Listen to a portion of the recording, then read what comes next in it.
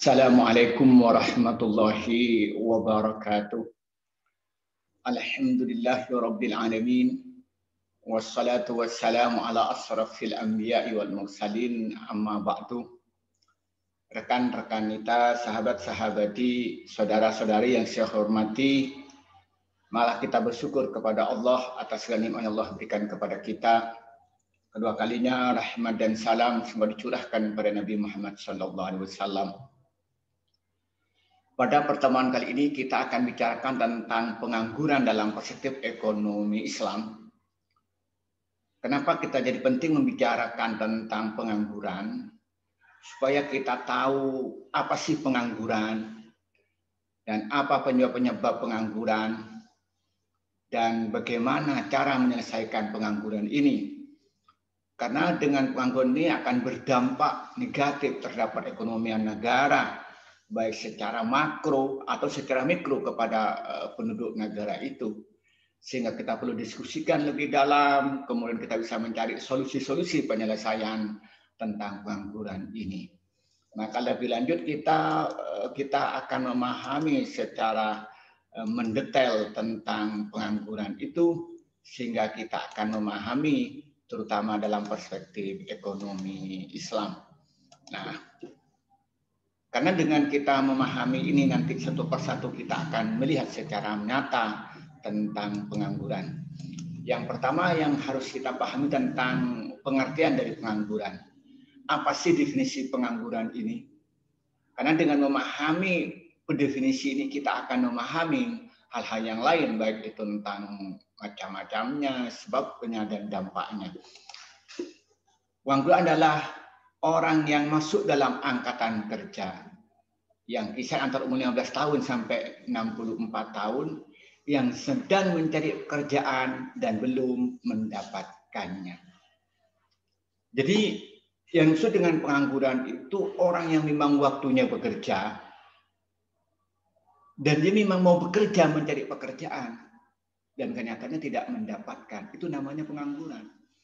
Walaupun dia sudah umur 20, tapi tidak mau bekerja karena memang sedang kuliah, dia tidak termasuk dia pengangguran. Atau dia misalnya itu umur sudah 30, tapi dia itu tidak mau kerja karena misalnya karena punya banyak uang banyak, misalnya dia itu bisa jadi dia tidak termasuk kategori pengangguran dalam definisi ini, karena dia itu memang mencari atau di bukan usianya. Misalnya anak misalnya umur 10 tahun, lalu dia mencari pekerjaan, lalu dia tidak dapat, dia tidak disebut namanya pengangguran karena belum angkatan kerja. Karena angkatan kerja secara nasional itu adalah umur di antara umur 15 sampai 64. Jadi kalau dia mencari pekerjaan sebelum umur 15 tahun dan dia tidak mendapatkan pekerjaan, dia tidak termasuk kategori pengangguran. Atau sudah umur 15 tahun sampai umur 64, dia tidak mendapatkan pekerjaan, tapi memang dia tidak cari, dia milih santai, karena misalnya orang tuanya kaya, atau dia sedang kuliah, itu tidak termasuk kategori pengangguran. Jadi pengangguran itu definisikan adalah orang yang masuk dalam angkatan kerja,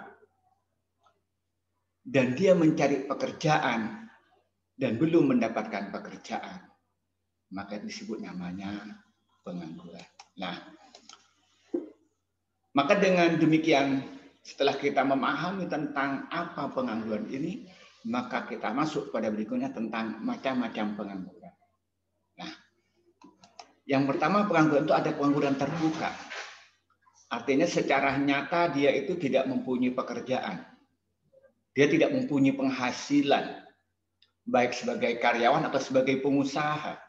Dia tidak punya penghasilan dan tidak punya pekerjaan. Itu namanya pengangguran. Dia tidak bekerja, padahal dia sudah masuk di angkatan kerja, baik dia itu sebagai karyawan atau sebagai pengusaha, tidak bekerja. Itu namanya pengangguran terbuka. Dan kita bisa lihat kasat nyata orang yang semacam ini memang tidak bekerja. Dia santai di rumahnya, atau ada di kartu, main HP, atau dia ngobrol di kafe-kafe. Dia itu memang tidak bekerja. padahal masuk angkatan kerja dan mencari pekerjaan dan dia tidak mendapatkannya. Yang kedua itu pengangguran tersembunyi.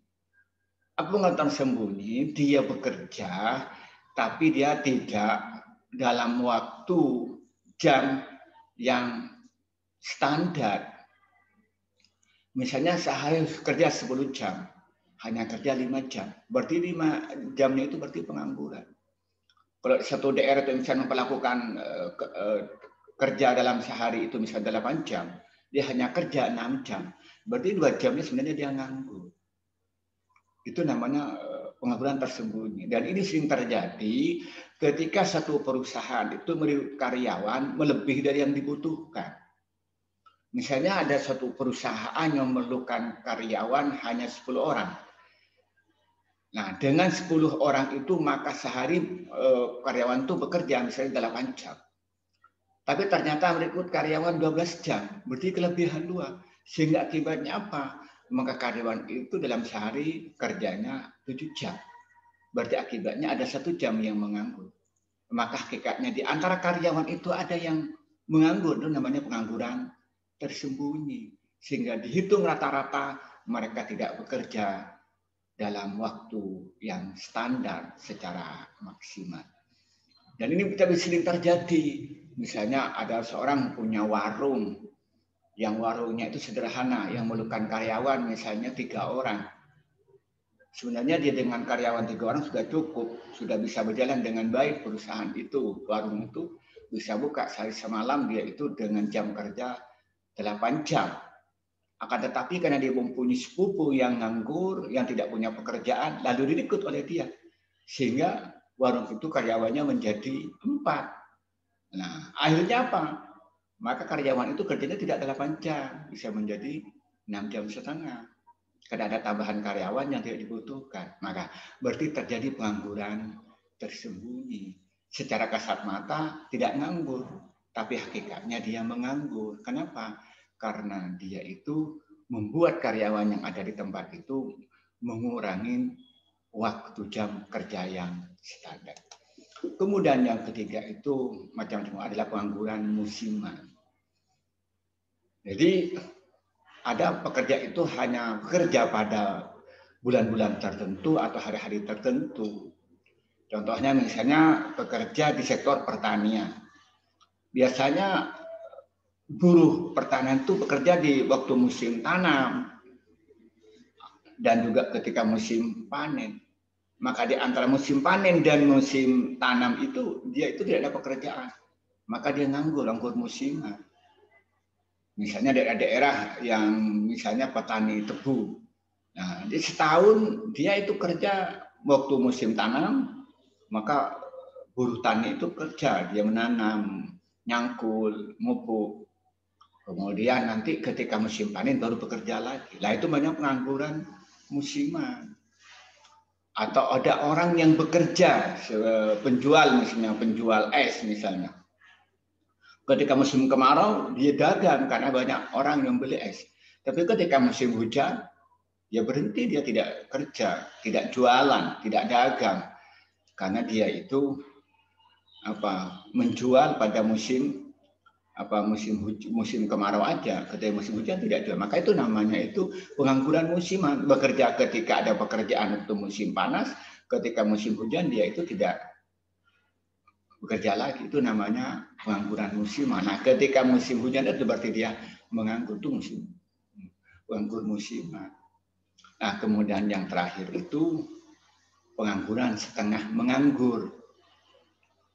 Apa artinya? Dia bekerja tidak full, hampir sama dengan yang kedua, tetapi bedanya dia itu memang kerja memang setengah atau tidak sampai separuh atau memang lebih sedikit. Contohnya begini, dia itu dalam seminggu harus kerja misalnya 6 hari, hanya kerja 3 hari.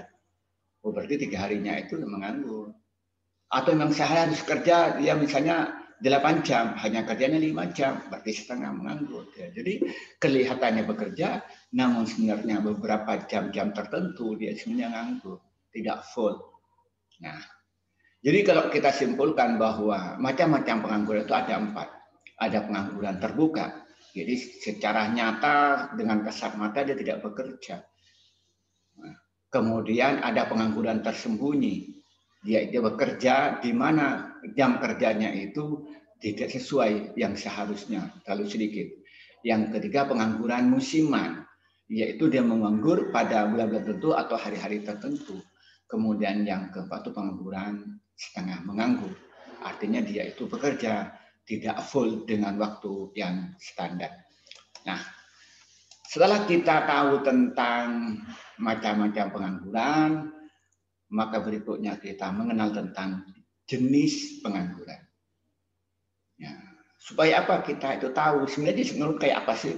Maka jenis pengangguran yang pertama itu adalah friksional. Pengangguran friksional itu orang yang tidak bekerja, yang mana sebelumnya dia bekerja, kemudian tidak bekerja, dan kemudian mencari pekerjaan baru. Jadi ada orang misalnya bekerja di suatu perusahaan, karena dia merasa tidak cocok, bisa jadi karena situasi perusahaan itu tidak cocok dengan dirinya, atau karena upahnya terlalu rendah, lalu dia resign, dia berhenti, lalu dia itu ingin berusaha mencari pekerjaan yang baru. Tapi kadang dia berhenti, kadang menyatakan mundur, belum mendapatkan pekerjaan. Nah, selama menganggur itu disebut namanya pengangguran friksional. Dia itu. Jadi sebenarnya kalau dia tidak mau berhenti, dia tetap bisa bekerja, walaupun mungkin tidak cocok dengan keinginannya. Tapi karena dia berhenti, kemudian dia itu mau mencari pekerjaan baru belum dapat, dia terpaksa menganggur. Itu namanya jenis pengangguran friksional. Kemudian jenis yang kedua itu pengangguran siklikal. Nah, siklikal itu bisa pengangguran itu kembali lagi dulu yang kita kembali lagi misalnya dulu kita kita kembali kepada pengangguran friksional, atau misalnya dia seorang pengusaha, dia misalnya dia pertama kali bisnis, misalnya dia itu di bidang tekstil, karena merasa tekstil itu dia itu tidak cocok dengan dirinya, lalu dia berhenti, dia mau mencari usaha baru, tapi belum mendapatkan usaha baru, itu termasuk friksional. Umpamanya dia misalnya jadi sales, misalnya dia itu jadi sales, karena dia merasa tidak cocok, ingin dia buka misalnya toko, tapi dia belum mendapatkan tempat untuk jualan, maka selama jeda itu menganggur itu namanya pengangguran friksional. Maka berikutnya adalah pengangguran siklikal. Siklikal itu adalah pengangguran di mana dia diakibatkan PHK, yang di PHK disebabkan siklus ekonomi. Contohnya begini, jadi perusahaan itu misalnya memproduksi sepatu, tapi karena ada situasi ekonomi tertentu, ternyata sepatu harus mengurangi produksinya. Yang dulu karyawan memerlukan misalnya itu 500 orang, karena produksi turun, maka harus dikurangin karyawan hanya perlu 400. Maka berarti 100 orang harus diberhentikan. Berarti 100 orang itu harus menganggur. Nah, ya menganggur 100 orang itu disebut namanya pengangguran siklikal atau siklis misalnya, itu diartikan siklis atau siklikal. Jadi dia berhenti itu karena terjadi siklus ekonomi, siklus produksi, siklus pendapatan. Nah, atau bagi seorang pengusaha juga begitu. Dia misalnya jadi pengusaha misalnya masker. Ya, masker terdiri dari kain. Ternyata ada penelitian, ternyata harus masker dari apa gitu dirubah, makanya dia berhenti, tidak jualan lagi, tidak produksi lagi, termasuk pengangguran siklus, sehingga dia tidak kerja lagi. Jadi pengangguran siklus itu dia bisa karena di PHK, karena situasi ekonomi perusahaan itu, situasi produksi perusahaan itu sehingga mengurangi produksi, terpaksa mengurangi karyawan. Atau seorang pengusaha karena situasi tertentu sehingga dia berhenti dari usahanya, itu termasuk siklikal. Kemudian jenis yang ketiga itu pengangguran struktural. Nah, struktural itu bisa jadi dengan situasi ekonomi seperti kayak sekarang ini, secara nasional bahkan internasional terjadi penurunan ekonomi, yang akibat COVID-19 ini, sehingga banyak karyawan-karyawan harus berhenti karena perusahaan itu misalnya berhenti memproduksi atau mengurangi karyawan secara struktural, maka harus berhenti, dia tidak kerja lagi, maka jadi pengangguran. Atau seorang pengusaha karena situasi ekonomi secara makro, maka terpaksa dia menghentikan usahanya. Misalnya dia itu buka warung di dekat perguruan tinggi, ternyata sekarang sekolah daring, sehingga otomatis tidak ada mahasiswa, maka tidak bisa dia jualan. Maksud ekonomi dia harus berhenti, dia baik pemiliknya dia tidak kerja lagi atau karyawan tidak kerja lagi, itu namanya struktural. Atau misalnya itu ada kebijakan di dalam perusahaan itu yang dulunya itu menggunakan tenaga manusia berubah menjadi tenaga mesin misalnya. Nah, itu namanya pengangguran struktural. Kemudian yang keempat itu pengangguran teknologi. Artinya pengangguran yang akibatkan teknologi. Dulu misalnya orang itu kalau panen pakai tenaga manusia diarit. Ternyata teknologi baru dia panen dengan pakai mesin. Maka otomatis tenaga yang tradisional itu nganggur. Atau kalau dulu tuh misalnya kalau gambar pakai pelukis. Tapi dengan adanya sistem komputer menggunakan Corel, sudah tidak usah pakai lukisan lagi, harus pakai komputer. Atau ditemukan dengan mesin printing, ya, dengan buat banner, maka pembuat lukisan berskala besar sudah tidak ada lagi. Maka itu namanya pengangguran teknologi. Jadi kalau kita melihat itu jenis pengangguran itu yaitu ada 4, ada friksional, yaitu dia itu menganggur karena dia itu jeda antara dia itu sebagai karyawan yang berhenti dan belum mendapatkan kerjaan yang baru.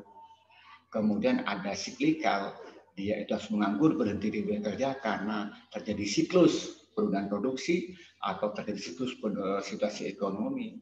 Kemudian berikutnya struktural, struktural itu ya. Itu bisa jadi karena struktur ekonomi yang berbeda. Kemudian yang terakhir pengaruh pengangguran akibat teknologi. Nah, setelah kita mengetahui tentang mulai dari definisi macam-macam, kemudian jenis, maka kita akan melihat pada dampak pengangguran. Apa sih dampak pengangguran ini? Baik kepada negara atau kepada ekonomi nasional atau kepada individu. Kita melihat bahwa dampak daripada pengangguran itu ada 11. Yang pertama tentang menurunnya pendapatan per kapita dan pertumbuhan ekonomi. Apa pendapatan per kapita? Itu adalah pendapatan yang dibagi pendapatan secara umum kemudian dibagi rata penduduk satu negara. Jadi ketika itu misalnya karena penduduk Indonesia misalnya ketemu 160 juta. Ternyata semua angkatan kerja bekerja semua dengan pendapatan misalnya rata-rata per tahun misalnya 100.000. Nah, itu kan bagus berarti per kapita dia itu 100.000. Lah ternyata terjadi pengangguran, baik diakibatkan pengangguran struktural atau friksional dan sebagainya, sehingga yang kerja tinggal hanya dari angkatan kerja itu misalnya 100 juta orang yang bekerja hanya 50. Nah, berarti kan turun. Berarti seharusnya itu per kapitanya 100 juta menjadi 50 juta. Apa dia pendapatan seharusnya dia itu misalnya 50.000 per kapita, maka menjadi 100.000 per kapita menjadi 50.000. Karena yang kerja hanya separuh, sudah dibagi rata-rata menjadi turun. Itu penurunan pendapatan per kapita. Dan juga pertumbuhan ekonomi akan turun secara nasional. Karena pendapatan turun, maka pertumbuhan ekonomi akan turun.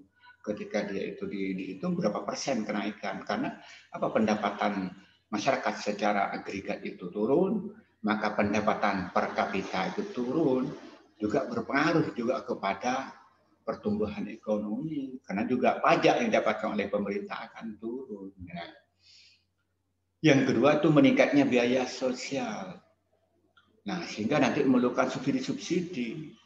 Coba sekarang dengan ekonomi akibat COVID-19, maka pemerintah harus memberikan subsidi kepada misalnya kepada kelompok prakerja dan juga subsidi kepada kelompok yang jadi korban PHK dan juga subsidi kepada UMKM dan sebagainya, dan harus memberikan subsidi kepada keluarga prasejahtera. Ya akibat itu, akibat pengangguran itu, karena banyak orang yang tidak punya pekerjaan. Itu contoh akibat daripada pengangguran itu. Jadi perlu banyak bantuan-bantuan karena akibatnya tidak punya pekerjaan, karena dibangun dan tidak punya pendapatan.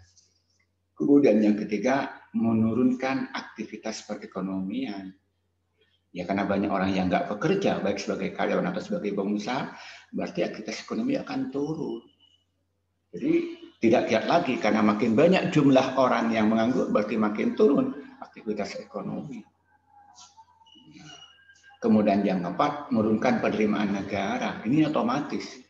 Ketika ekonomi berjalan dengan bagus, banyak pengusaha yang berkembang, mengembangkan usahanya, kemudian banyak tenaga kerja yang kerja di perusahaan itu, otomatis pemerintah akan menerima pajak dari perusahaan atau dari individu, baik pajak langsung maupun pajak tidak langsung, maka otomatis pendapatan negara akan meningkat.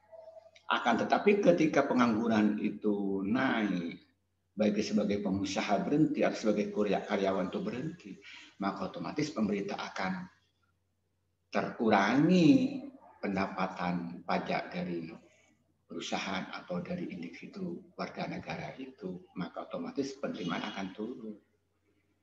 Kemudian yang kelima, menurunkan tingkat keterampilan. Karyawan-karyawan yang bekerja di sebuah perusahaan punya keterampilan. Bapaknya bekerja di perusahaan misalnya furniture, tentang alat rumah tangga. Dia punya keterampilan cara membuat kursi, cara membuat lemari, dan sebagainya. Kalau dia itu misalnya kerja di perusahaan misalnya pengecoran, dia bisa buat konstruksi dan sebagainya. Dan keterampilan dari ke hari akan meningkat dan tambah bagus. Tapi ketika dia menganggur, berhenti nggak bekerja, maka keterampilan itu akan hilang. Yang dia punya keterampilan misalnya itu mengukir kayu, sudah lambat laun hilang keterampilan itu. Yang dia keterampilan misalnya kerja besi buat pagar, buat konstruksi, dia karena lama nggak bekerja, keterampilannya akan hilang. Nah, kemudian yang keenam, kegiatan distribusi kurang lancar. Nah, distribusi akan lemah. Kenapa? Karena perekonomian tidak berjalan seperti normal. Maka pendistribusian barang, pendistribusian ekonomi juga terganggu. Nah, yang ketujuh ini yang terjadinya kemiskinan. Karena orang menganggur itu tidak bekerja. Kalau nggak bekerja dia tidak mempunyai pendapatan. Apa yang terjadi? Maka terjadi kemiskinan di mana-mana. Makin tinggi jumlah pengangguran di suatu tempat atau suatu negara, berarti kemiskinan itu makin tinggi. Dari mana kita tahu? Ya lihat dari pendapatan per kapita, masih tambah turun. Kalau tambah turun berarti kemiskinan tambah tinggi dan kesejahteraan itu makin rendah. Nah, akibatnya yang ke-8, kurangnya gizi. Sehingga karena tidak punya untuk beli makanan yang berkualitas, makan makanan yang 4 sehat 5 sempurna tidak tercukupi, apa yang terjadi? Maka gizi buruk. Beras yang berkualitas rendah, kemudian lauknya yang berkualitas rendah, sayurnya yang berkualitas rendah, sehingga kurangan gizi. Ketika kurangan gizi berarti dia itu kesehatannya akan menurun. Ketika kesehatan menurun, maka dia gampang sakit. Gampang sakit, tidak bisa bekerja lagi, biaya hidup lebih naik lagi, biaya pengobatan itu juga berantai. Nah, yang mengerikan nanti yang ke-9, tindak kriminal meningkat. Karena dalam teori orang itu pasti perlu konsumsi, baik dia punya pendapatan atau tidak. Nah, pendapatan tidak ada, kebutuhan naik, orang akhirnya penekan. Terjadi pencurian, terjadi perampokan, terjadi pencopetan, penjamretan, akan terjadi di mana-mana, penipuan akan terjadi. Akibat apa? Akibat pengangguran. Pengangguran berakibat tentang kemiskinan. Nah, akhirnya terjadi kriminal di mana-mana. Dan ini berbahaya, maka pengangguran diselesaikan. Kemudian yang 10, produktivitas tenaga kerja rendah. Nah, akhirnya ya akhirnya produktif itu rendah. Mereka karena banyak yang nganggur, ya banyak nggak bekerja. Berarti produktivitas itu akan rendah. Nah, yang ke-11 yang tadi itu upah yang rendah. Maka terjadi hukum ekonomi, permintaan tenaga kerja itu banyak. Penawaran lowongan kerja itu rendah. Akhirnya apa orang? Akhirnya pengusaha-pengusaha banyak yang menawarkan dengan upah yang rendah. Karena dia menganggap bahwa dirinya itu di atas posisinya. Karena kalau yang pamannya yang kelompok A tidak mau bisa menjadi kelompok B, kelompok B bisa kelompok C, sehingga yang terjadi apa? Upah secara rata-rata itu atau UMR itu akan rendah. Jadi kalau kita simpulkan bahwa dampak pengangguran itu ada 11. Yang pertama menurunkan pendapatan per kapita dan menurunkan pertumbuhan ekonomi. Yang kedua meningkatkan biaya sosial. Yang ketiga menurunkan aktivitas perekonomian. Yang keempat menurunkan penerimaan negara. Yang kelima menurunkan tingkat keterampilan. 6 kegiatan distribusi kurang lancar. 7 terjadinya kemiskinan. 8 kurangnya gizi, 9 tindak kriminal meningkat, 10 produktivitas tenaga kerja rendah, dan 10 upah yang rendah. Nah, kita akan melihat dari penyebab pengangguran dalam perspektif ekonomi Islam, ya. Bukan dulu. Jadi kita melihat apa sih penyebab pengangguran dulu sebelum kita bilang apa sih penyebab pengangguran itu. Kita melihat itu ada 4. Yang pertama, pengangguran terjadi tidak sebanding penawaran dengan permintaan pekerjaan.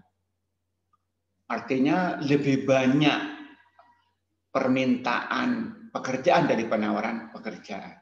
Contohnya begini, pada tahun 2020 ini angkatan kerja yang menjadi pekerjaan jumlahnya misalnya itu sebanyak 2 juta orang. Sementara penawaran pekerjaan itu hanya terdiri dari 1 juta orang.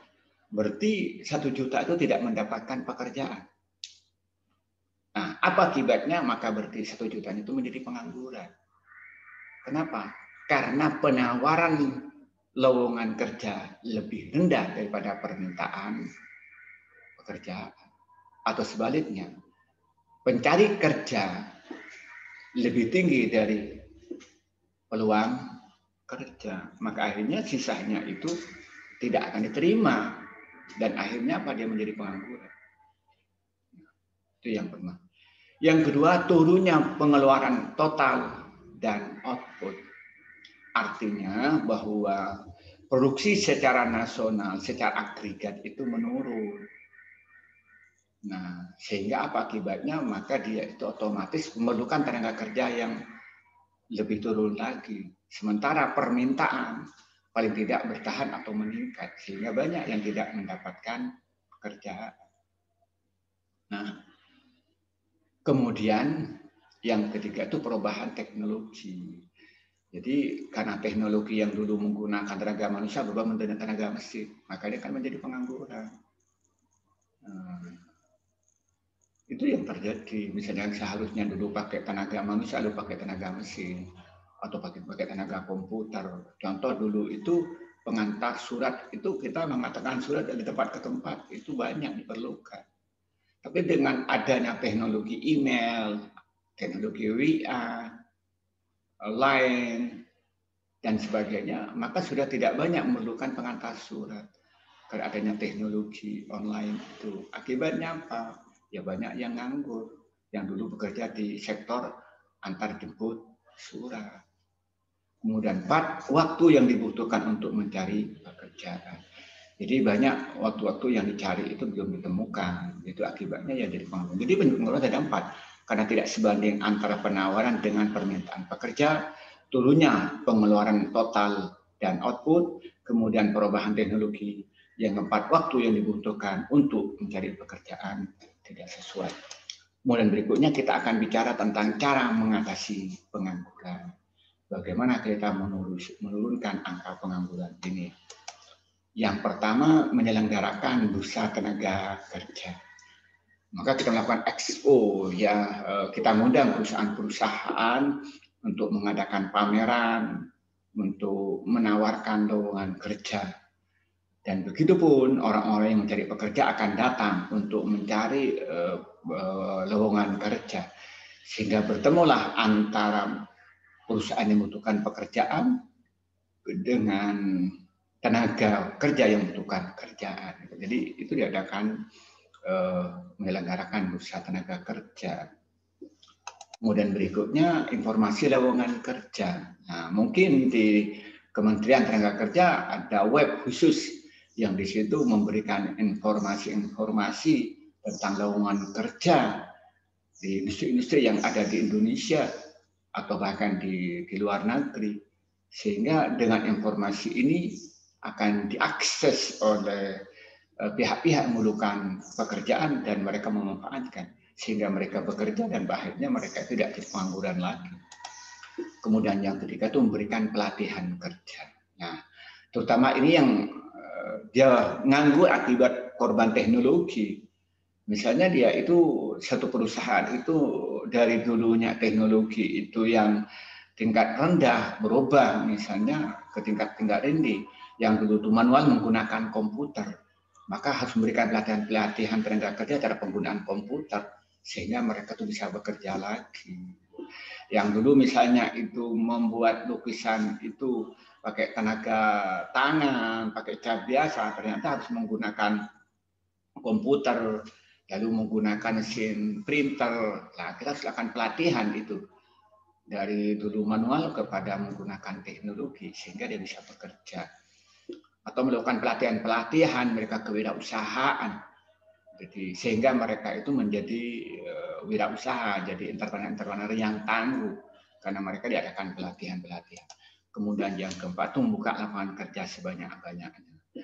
Nah, mungkin ini yang dilakukan oleh pemerintah mendorong misalnya sektor industri sehingga mendorong pada pengusaha-pengusaha untuk membuat perusahaan-perusahaan baru sehingga menjadi tenaga kerja baru.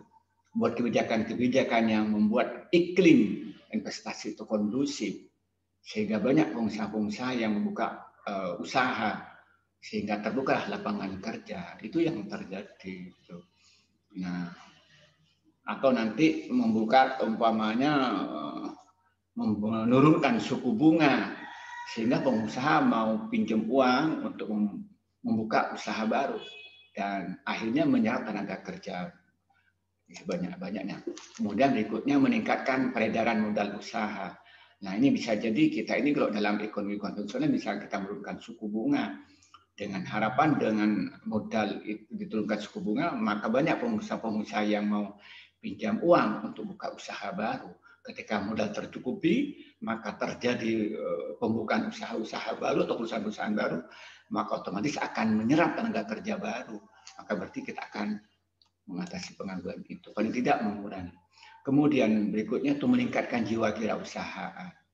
Jadi kita lakukan pelatihan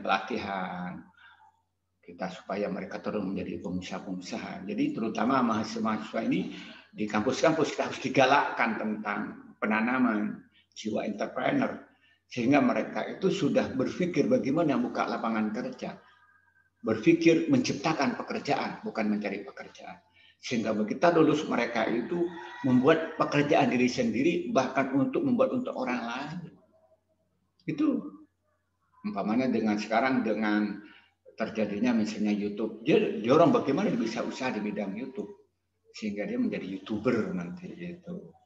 Atau dia misalnya dengan buat film-film pendek, maka dia akhirnya dia jadi bekerja untuk diri sendiri dan misalnya keterampilan yang lain. Yang terakhir itu transmigrasi. Ya, kita bisa melakukan pemerintahan transmigrasi kepada masyarakat di daerah-daerah padat penduduk, ke daerah-daerah yang tidak padat, buka pertanian di situ. Itu yang terjadi. Jadi cara mengatasi pengangguran itu ada, kalau kita simpulkan yaitu ada berapa nih? Ada 7 ya. Yang pertama menyelenggarakan bursa tenaga kerja, yang kedua informasi lowongan kerja, yang ketiga memberikan pelatihan kerja, kemudian yang keempat membuka lapangan kerja sebanyak-banyaknya, kemudian yang kelima itu meningkatkan peredaran modal usaha, kemudian yang keenam meningkatkan jiwa kewirausahaan, kemudian yang ketujuh itu transmigrasi. Nah, setelah kita tahu tentang apa pengangguran menurut ekonomi konvensional, kemudian macam-macamnya pengangguran menurut ekonomi konvensional, kemudian jenis pengangguran menurut ekonomi konvensional, kemudian sebab-sebab pengangguran dalam ekonomi konvensional, kemudian yang tadi sudah cara mengatasi pengangguran dalam ekonomi Islam, ekonomi konvensional, maka saatnya kita akan memahami tentang pengangguran dalam ekonomi Islam. Nah, dalam ekonomi Islam itu pengangguran itu ada dua. Yang pertama pengangguran jabariyah, pengangguran terpaksa. Artinya orang itu tidak bekerja, sudah masuk dalam angkatan kerja, dan dia mencari pekerjaan dan tidak mendapatkan pekerjaan. Ya, itu namanya itu pengangguran terpaksa. Baik itu karena dia itu misalnya struktural situasi ekonomi di sebuah negara itu, atau bisa karena dia teknologi, korban teknologi sehingga dia nggak bisa bekerja karena tidak mampu menjalankan teknologi yang harus dia kerjakan, atau memang pengangguran karena musiman, karena musim-musim yang tidak bisa bekerja jadi menganggur, itu namanya jabariyah. Jadi bisa saja. Kemudian ada pengangguran itu khiyariyah. Jadi pengangguran itu pilihan. Artinya pengangguran dia karena dia malas. Dia itu sebenarnya waktunya kerja dan dia bisa bekerja. Dia misalnya dia punya kemampuan desain komputer untuk membuat gambar-gambar untuk kepentingan misalnya majalah atau jurnal. Tapi dia tidak mau bekerja, malas karena dia punya harta warisan. Atau dia senangnya itu suka keluyuran. Padahal dia punya peluang kerja misalnya sebagai orang yang ahli layout di sebuah perusahaan gitu. Atau dia punya keterampilan dia itu misalnya itu melukis. Padahal ada perusahaan memerlukan tukang lukis, tapi dia nggak mau bekerja. Dia malas. Nah, itu namanya khiyari pilihan.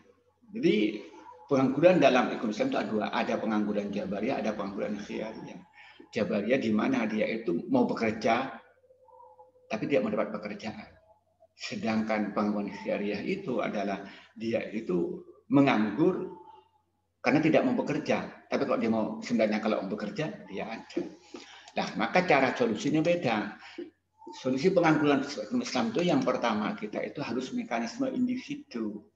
Maka kita lihat kalau ternyata dia bekerja karena malas, ya kita didorong untuk semangat bekerja.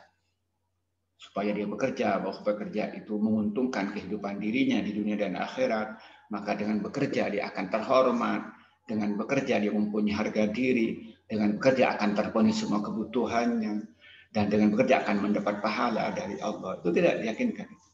Atau karena dia tidak punya keterampilan, maka harus dilakukan pelatihan-pelatihan untuk mempunyai keterampilan yang sesuai dengan lapangan kerja. Kalau dia tidak mempunyai informasi, maka dibantu untuk mendapatkan informasi lowongan kerja. Atau dia itu kemudian secara individu dorong untuk menjadi pengusaha, menjadi seorang entrepreneur yang sukses. Itu pendekatan mekanisme individu. Atau pendekatan sosial ekonomi.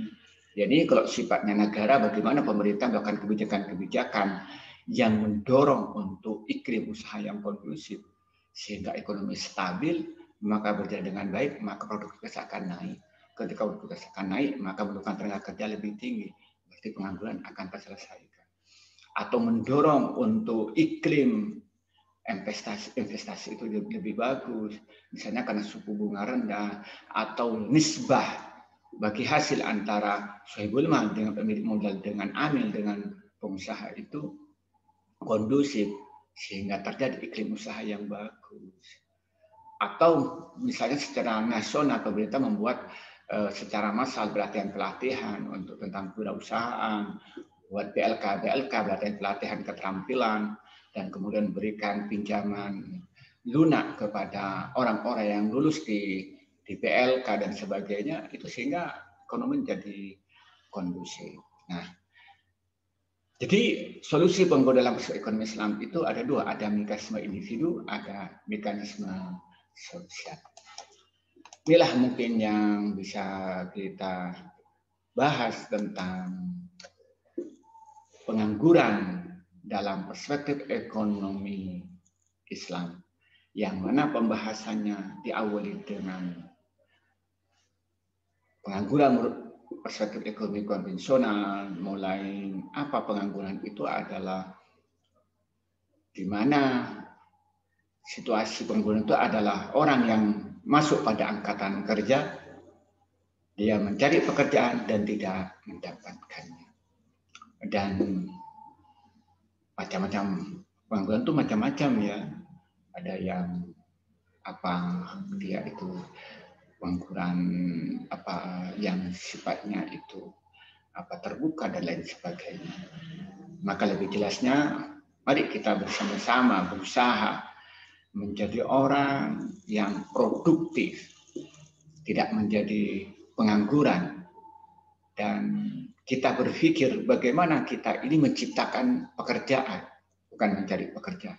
Terutama teman-teman yang kuliah di Fakultas Ekonomi, bagaimana berpikir dia itu menjadi seorang ekonom ya, dengan artian dia ahli di bidang ilmu ekonomi secara ilmu dan juga menjadi praktisi di bidang ekonomi. Dia seorang ilmuwan dan juga seorang pengusaha.